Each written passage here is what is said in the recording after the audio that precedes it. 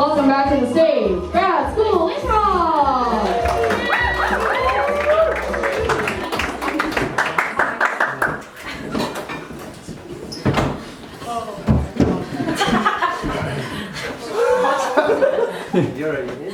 Hello, everyone. My name is Evan, but you can call me the storyteller. I see a lot of happy, smiling faces here because it's a wonderful time of year. December, the holidays, it's full of joy, full of Christmas cheer. Isn't that right? How are you feeling right now? You're feeling good. You're feeling good. You want a story. Yeah. A story is what we're going to provide to you.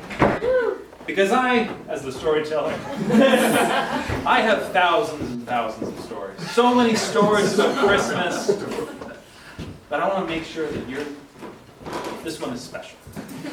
So I want to ask, we want to establish what a family tradition around Christmas time is. Now before we've done, they always make mulled wine. They always give each other a bad gift. So I want to ask, what is a tradition like that you could have around Christmas, around the holiday time? Name draw. Going sledding. Decorating the tree together. I like going sledding. And in fact, I have the perfect story around going sledding. So let me go to my chair and tell you this story about the time that the McRae family went sledding. You see, it was a beautiful, winter morning on the weekend. And the McRae family would always go to the Samson Hill, the biggest hill they could find, which had, the most wonderful slopes you could ever imagine. Slopes where all the children would go on their sleighs, go on their, even just pizza boxes, and go down the massive Samson Hill. You see, the McRae family, and there were 2 parents and 2 children, and they always had an amazing time. All right, kids, let's go. Come on, kiddos. Get your pizza boxes. Let's take our nuclear family for a sled, shall we? And little kids, I'm sorry we could just do pizza boxes here. It's just, your mom and me just, it was a tough year. It's been a tight year. Things have been tight for your father, who's the only sole breadwinner. I'm the sole breadwinner at my bakery, which I'm a franchisee of. The McRae family had in fact had a tough year. The previous year they were on the circle sleds, and this year they could only afford the pizza box. They had to sell the circle sled to make ends meet, but even though they were poor, they were full of Christmas cheer. You know what, kids? We don't need money because Christmas isn't about having things. It's about spending time with family and joy and stuff. Dad, there's still cheese on my box. That's part of the fun. I know you miss your circle sleds, kiddos. But look, we lubed up the bottom of the pizza boxes with Vaseline, and they're gonna go real slick. My pizza box is all soggy already. I haven't even gone down once. What the heck? We're gonna go down, we're gonna have so much fun, and sure, we might be able to go down one time. Maybe just halfway down the hill and it'll disintegrate under you, but we're gonna enjoy that half hill as much as we can. Okay, Dad. Hey, after, do you think that we can go for some cider? Absolutely. Homemade cider, because we can't afford cider. So go on down there, little Jane. Go down there, little Dane. And have the most Christmassy half a sled ride you'll ever have. Go for it, kids. Hey, Dane. Yeah, Dane? Even though we're poor now, I think we're still gonna have the best Christmas ever. I hope so. I'm gonna be grumpy. Come on, kids. Come on. Ready on 3. 1, 2, 3. And Jane and Dane McRae raced down the icy and snowy Samson Hill. They went and went, and this pizza box, oh wow, it wasn't doing a great job. It was disintegrating. The top of the box snapped off on both of theirs at the exact same time. And, things always did everything. Things always happened at the exact same time, as Dane and Jane McRae were twins. They came into this world, and by golly, they'd go out of it together. Dane, I'm losing control. Dane, I lost control. Honey, look! They're losing control! No, I'm so glad we taught them to barefoot ski when we're still at a family cabin. Oh, they were so nice. That was when the bread business was booming. Do you think they're gonna tumble? And they did tumble. They both hit a rock, and suddenly they weren't together now. Can you see them, honey? I've lost them behind that broken I can see tree. one of them. I I can think see. it's Dane. Yeah. I thought that. Yeah, that's Dane. Yeah. Well, Dane was there, and the parents saw Dane, but Dane. Where's your sister? I hit my head. I hit my head on a rock. What? I hit my head on a rock. Okay, where's your sister? And after 10 times trying to have the exact same conversation, Dane started to walk up the hill towards their parents. Walk this way. Jane. Make it better. Jane, that is. Jane awoke in a cave. Jane awoke in a cave. With blurred eyesight and no idea how much time had passed, she didn't know where they were. Mom? Dad? Massive icicles hung on the ceiling, 6 feet tall. Massive ice stalagmites rose from the floor, 6 feet tall. They each met each other exactly. It was a 12-foot cave.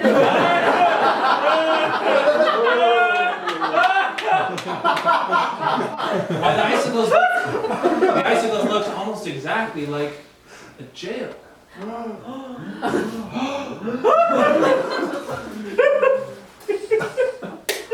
Jane was concerned, and Jane said the one thing that came to her mind. My family. Yes, her family was nowhere to be seen. Well, I guess I better camp out for the night.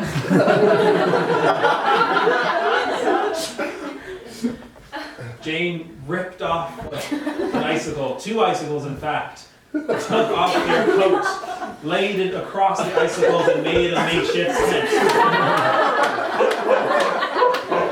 You see, Jane was smart. In fact, at their school, when they were going to school, before they had to leave in order to support their family, Jane was the best student in the class at physics, at math, at science, and even the new class, spirit. I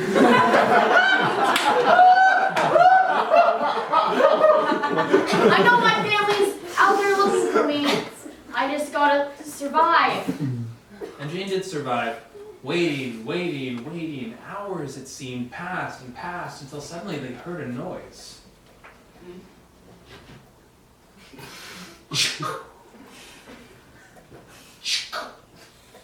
It was the sound of massive footsteps. Is somebody up there? No, it wasn't up above, but somehow around the bend, around a corner, someone kept approaching. Who's there?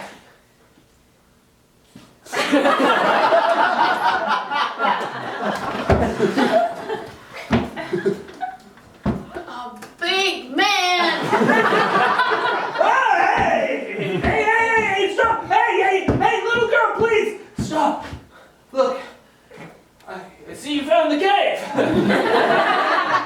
Pretty nice. I didn't find this cave. I woke up in it. You woke? What? How did you wake up in this cave? I found this cave myself. It's my cave. What's your name? Gus. Yeah, shake my hand. It's only a little decrepit. What kind man. Yeah, that's what they used to say. What kind of man are you? They used to say, what kind of boy are you? They used to say, what kind of baby is this?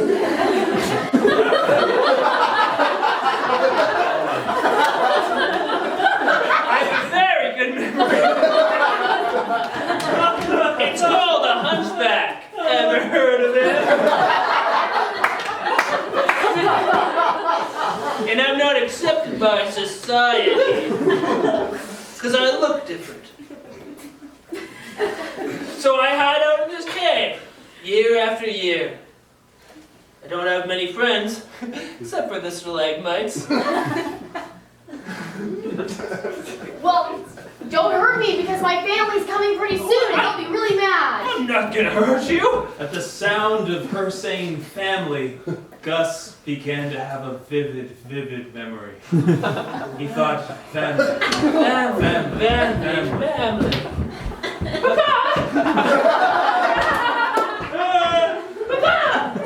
What is it, Gus? Give a noise! I think it's the kid. The kid! Whoa! What got you with it? It's hard to move my neck, Papa and Mama. Do you want to play with the trains with me? Hear another noise! Gus. What? Every Christmas, you gotta embarrass us. You're embarrassing. At the family gatherings, all you do is crouching down near the floor, near the dirt, Gus. You're dirt, Gus. That's all Quit you crouching. Be straight like your dad. That's all you are. Dad, I tried to be straight, it's just hard. My back, all weird and hunchback-like. Yeah, it's been your dad's family tradition for generations to put that star. And guess what, Gus? You'll never reach that star. You're never gonna reach that. On top of that tree. Now with that kind of stature. Disgraceful. Disgraceful. Disgraceful. Disgraceful. Disgraceful. Disgraceful. Disgraceful! Disgraceful! Disgraceful! Oh, you're still here! Gus remembered the beautiful house that they used to live in. Gus and his family, well, he'd grown up rich, living in Manchester. But the Manchester that's in Massachusetts. He remembered his rich upbringing and how his parents had all the money in the world, and yet he had been cast off. And now he lived here. Look, little girl, I think you should probably leave. I can show you the way out, and you won't want to spend Christmas with old Gus. Old Gus hasn't spent Christmas with anybody for years. Well, I don't have anywhere else to go. I'm gonna stay right here. Your family's probably looking for you right now. I think you probably have to get. You know what? You need to go. Let's go. Come on.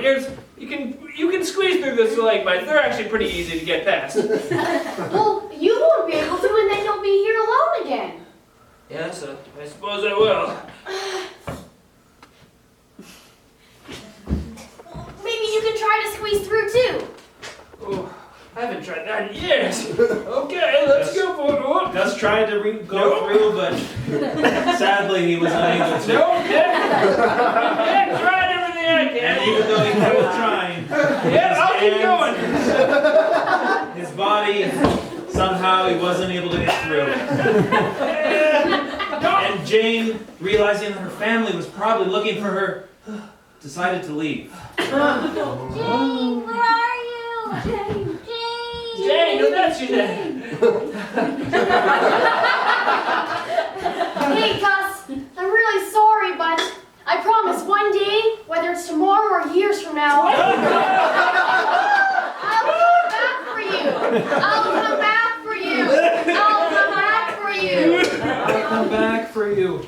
But Jane and Dave got older and older. And in fact, they eventually had families of their own. They both got married, two separate people. And 20 years after that day, they met for their family Christmas with their parents, now older. I'm just so glad to have the family back together, and now that the bread business is back and booming, I'm so happy to be able to give you cider that we bought from a store. From the store, I can taste the difference. Hey, Dad, where are we going for the cruise this year? Jane, we're going to the Caribbean. That's what people say, the Caribbean, of course. But we can't forget. I mean, the kids, they're going to be so upset if we don't do the famous pizza box sled. Oh, pizza box slide takes us back. We haven't done that in years. It's become a tradition now.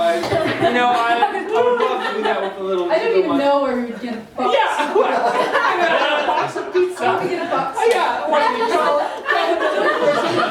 Just cheese. Just caked up. As it had been baked in the box.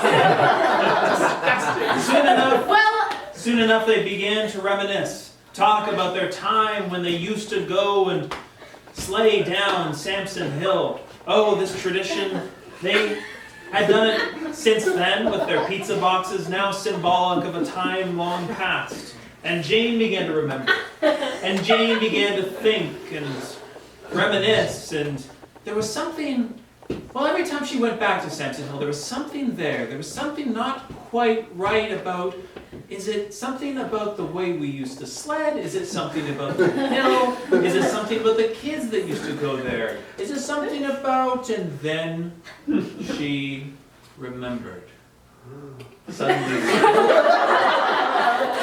Suddenly Jane remembered about Gus, the castaway hunchback, who lived in the icicle and stalagmite prison, who she said she'd be back either tomorrow or years.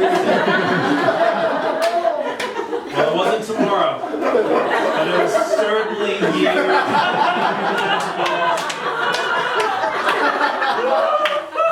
And in the background, the family was talking about how, maybe we go to a different hill this time, something more classier. Yeah, I think we go to the upper East Side hill. My friend Karen has this lovely hill in her back. Yeah, she does. It's 6 or 7 acres, but it should. I really don't want to. I get a private hill. I wouldn't want to go to a non-private hill. Yeah, no. But Jane felt strongly about going back to the Sampson Hill. Thoughts?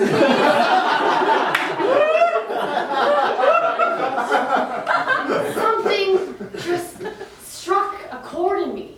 Dean, do you remember that year we went sledding? The year that we didn't have a lot of money and you hit your head and... Jane, you know I can't remember. I was concussed. Very bad. Yeah, very bad. Well, You're quite insensitive. You don't remember that. you found me wandering in the snow that day. And I know I was really young, but I woke up in a cave and there was a hunchback man. And I think his name was Gus. And I think we need to find him. I think he's still alive. Quasimodo. He wasn't in a cave, he was on a castle. You're thinking of that old Disney movie. Yeah, Hunchback of Notre Dame. You played that one, you played it over and over, you put the DVD in the player and you watched Honey, it. you're missing memories, I'm sure. And I'm sure there's no one in any cave. I'm sure, honey, you're long gone by now. It's been years. And so what happened is probably we went sledding and then we watched Notre Dame. Soon enough, the entire extended family began to laugh at Jane. Even Jane's husband and Dane's wife and their children, their many children. We're all laughing at you. Everyone began to laugh at Jane, but Jane knew that something was real and it had happened. And suddenly, on the spur of the moment, Jane ran out of the house. You can go on that cruise on your own. I'm out of here. To the Caribbean! You see, now Jane, a 30-year-old woman, was running in the streets on Christmas Day, in fact. She was running and the blizzard was rough. The blizzard was tough. The blizzard was tough. And she ran ran. She hadn't grabbed a coat. She ran in just a thin sweater. It was cold. It was just a freezing nightmare scene outside. She wanted to be inside where it was cozy, but she knew that she had an obligation to find Gus. I'm at the cave.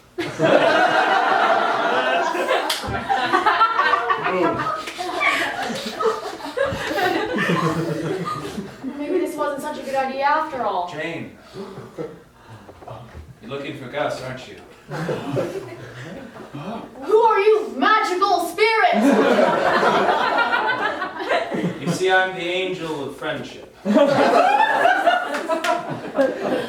there was a day when you needed a friend, and when someone else, well, needed a friend as well. And there was a moment when you could have helped, when you could have chose to free someone of their loneliness on Christmas Day, in fact, and you decided to go back. You remember that day? It's all coming back. Of course it is.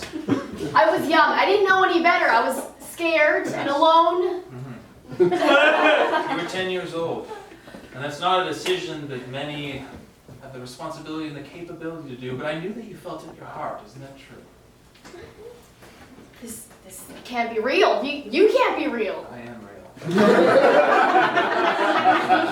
Prove it. Prove it.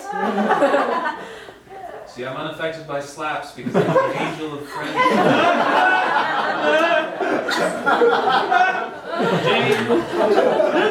Jane, I'll tell you this. Gus would be here right now, but in a test to your ability to make a friend, I have put them deeper into the cave, into a dungeon, in fact. And it is your job to go through that very dangerous, potentially lethal cave in order to make a friend. Now, are you willing to do this? Or will you leave and go back to the warmth and comfort of your family home? Well, what if I don't make it out alive? Ask that question for yourself. Behind Jane stood a fiery door. And she began to think. She began to contemplate, confused. Was this really happening? She knew that occurrence happened with Gus, but could she really go into this fiery, lethal cave? And she said the one thing that finally convinced her of what she should do.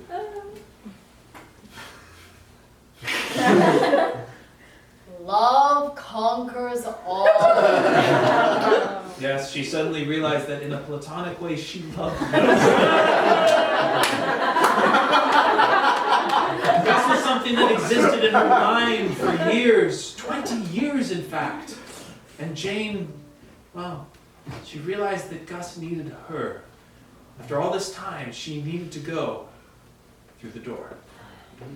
I found my old jacket from all those years ago. It still fit her. Jane, where are you? Come on, you left your jacket. Jane, darling, it's supposed to be cold out. We're off to the Cornell. I wasn't there when Gus needed me. And now I will be! She ran through the fiery door and down a staircase, which she tumbled down. She gently tumbled down the staircase and found herself in a scary-looking guardian.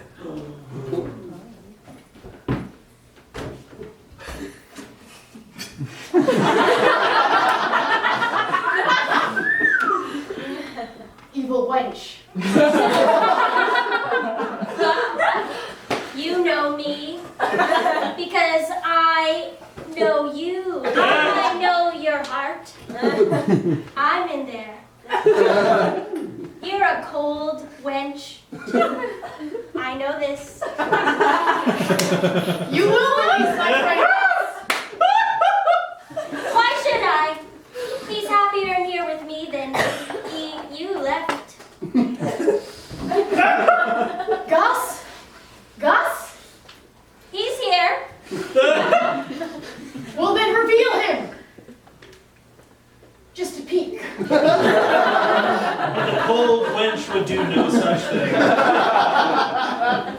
Jane began to think this was a cold wench. What had she just put on her back? What was she just suddenly wearing but a lovely, nice, warm coat? What was the answer to quashing the cold but to cover it with warmth? The coat covered the cold wench, and the cold wench began to melt. The power of friendship melted through her. And suddenly, there was something underneath the coat. And when Jane pulled back the coat, it revealed 8 puppies. 8 puppies! Guide me to Gus! Suddenly, a sleigh emerged behind the puppies.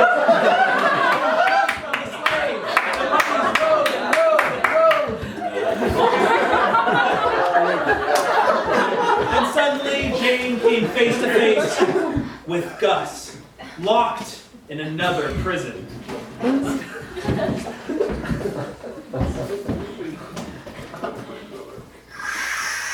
What? Oh no! Don't you see it? Come to hurt me, I'm sure. It's me, Jane. What? I'm sure you don't remember me, but I remember exactly who you are. Sure, you've aged considerably. But you were that girl, the girl who came and showed me friendship just for a minute, just for 2 maybe. I'm so sorry I never came back. My family became wealthy and I forgot. Riches, that's what my parents, that's why they forgot about me conveniently. They couldn't handle as a rich family to have such a despicable son. It's okay if you want to leave me. Everyone else has to. Jane looked at Gus, and she didn't see anything that was despicable at all. In fact, Jane saw a bright, young, at heart, cheerful, beautiful soul. How about we get out of this cave? I take you to get your blood work done, a GP, and then you come spend the holidays with my family. Holidays! I forgot that word even existed, a holiday. Every day has been winter and cold and awful to me, but I've never had a holiday. Suddenly, Gus cried a single tear at this joyous, beautiful act of friendship. And Jane saw that this person was a friend. I hope that one day you can forgive me. But for now, let's get the heck out of here. Let's go! Puppies! 8 puppies! Get on my sleigh!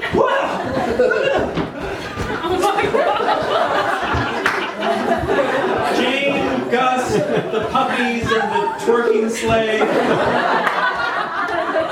sailed in the cave. And in fact, they went even farther. They soared out into the air, into the sky. This is magic! And the puppies took them up and up. And as they passed another person in the sleigh, and